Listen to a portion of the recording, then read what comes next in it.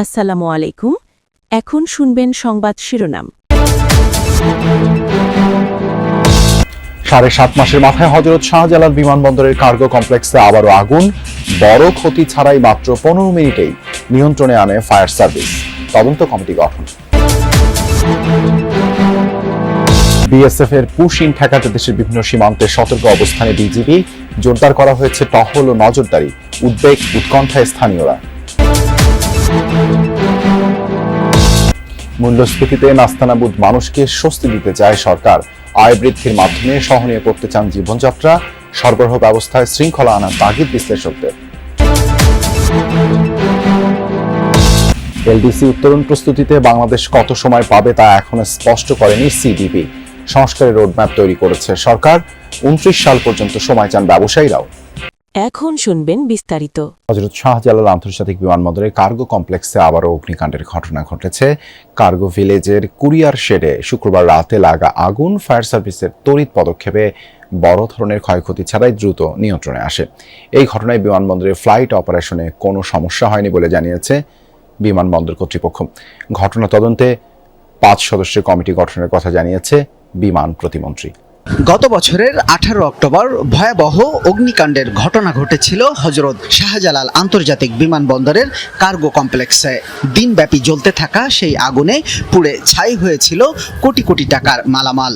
সে সময় সমালোচনার ঝড় উঠেছিল এয়ারপোর্টের মতো গুরুত্বপূর্ণ স্থানের নিরাপত্তা নিয়েও। শুক্রবার রাতে আবারও সেই একই ঘটনার পুনরাবৃত্তি ঘটল বিমানবন্দরের 9 নম্বর গেটের পাশের কার্গো কমপ্লেক্সের কুরিয়ার অপারেশন জোনে। ফায়ার সার্ভিসের 4টি ইউনিট দ্রুত আগুন নিয়ন্ত্রণে আনায় ক্ষতি হয়নি তেমন। তবে পূর্বের মতো আগুনের ভয়াবহতা না হলেও ছড়িয়ে পড়ে আতঙ্ক। ফায়ার সার্ভিস জানায় কুরিয়ার অপারেশনের একটি কন্টেইনারে আগুন লাগে। রাত 11:30টার দিকে লাগা আগুন 15 মিনিটের মধ্যে নিয়ন্ত্রণে আনতে সক্ষম হন ফায়ার ফাইটাররা। তবে আগুন পুরোপুরি নির্বাপন করতে 1.5 ঘন্টা সময় লাগে বলে জানায় ফায়ার সার্ভিস। আর বিমানবন্দর কর্তৃপক্ষ জানায় এই ঘটনায় বিমানবন্দরের ফ্লাইট অপারেশনে কোনো সমস্যা হয়নি। ফ্লাইট অপারেশন চলমান ছিল। এদিকে ঘটনাস্থল পরিদর্শনে এসে বেসামরিক বিমান পরিবহন ও পর্যটন প্রতিমন্ত্রী এম রশিদুজ্জামান মিল্লাত জানান, আগুন লাগা কার্গো হাউজের ধারণ ক্ষমতার থেকে অনেক বেশি মালামাল ছিল। কার্গো কমপ্লেক্সের অব্যবস্থাপনা ও আগুনের প্রকৃত কারণ অনুসন্ধানে 5 সদস্যের তদন্ত কমিটি গঠনের কথাও জানান তিনি। আরও গাফিলতির কারণে অগ্নিকাণ্ডের ঘটনা ঘটলে কঠোর ব্যবস্থা গ্রহণের হুঁশিয়ারিও দেন প্রতিমন্ত্রী। ভারতীয় সীমান্তরক্ষী বাহিনী বিএসএফ এর পুশ-ইন চেষ্টাকে কেন্দ্র করে দেশের বিভিন্ন সীমান্ত এলাকায় সতর্ক অবস্থানে বিজিবি। অনুপ্রবেশ ঠেকাতে দিনাজপুর ও জয়পুরহাট সহ বিভিন্ন সীমান্তে টহল জোরদার করা হয়েছে। সীমান্তবর্তী গ্রামগুলোতে মাইকিং করে সাধারণ মানুষদের করা হচ্ছে সতর্ক। পরিস্থিতি নিয়ে উদ্বেগ উৎকণ্ঠায় দিন কাটছে স্থানীয়দের। বিএসএফ এর পুশ-ইন চেষ্টা নিয়ে দেশের বিভিন্ন সীমান্তে বাড়ছে উদ্বেগ উৎকণ্ঠা। এমন পরিস্থিতিতে দিনাজপুর ও জয়পুরহাট সীমান্তেও জোরদার করা হয়েছে নিরাপত্তা ব্যবস্থা।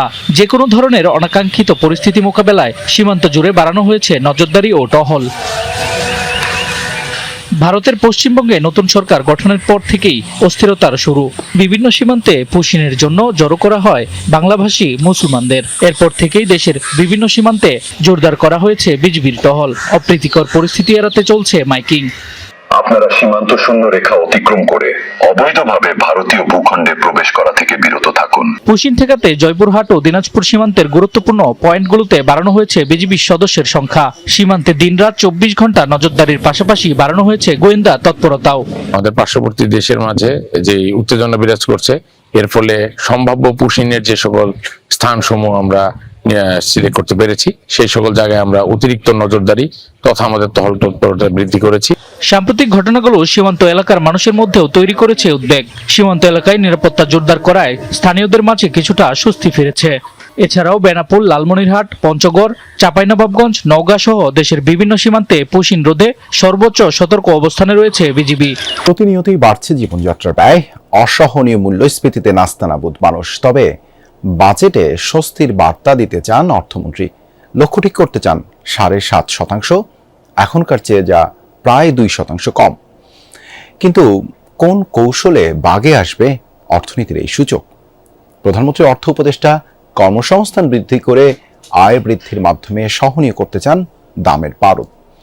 বিশ্লেষকরা মনে করেন সরবরাহ ব্যবস্থায় শৃঙ্খলা আনতে হবে, তা না হলে সুফল মেলা কঠিন।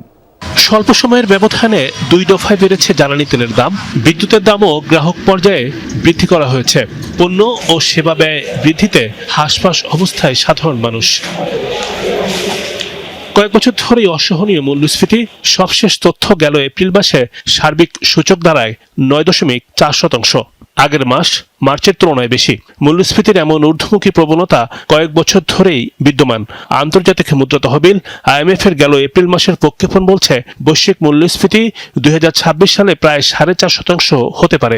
এশিয়ার দেশগুলোতে বছরের মধ্যমেয়াদে মূল্যস্ফীতি হতে পারে 2.6%। মূল্যস্ফীতিকে উস্কে দিচ্ছে মধ্যপ্রাচ্য কেন্দ্রিক অনিশ্চয়তা। বাজেটকে কেন্দ্র করে বৈশ্বিক ও যুদ্ধকেন্দ্রিক মূল্যস্ফীতির প্রভাব নিরূপণ করেছে অর্থ মন্ত্রণালয়।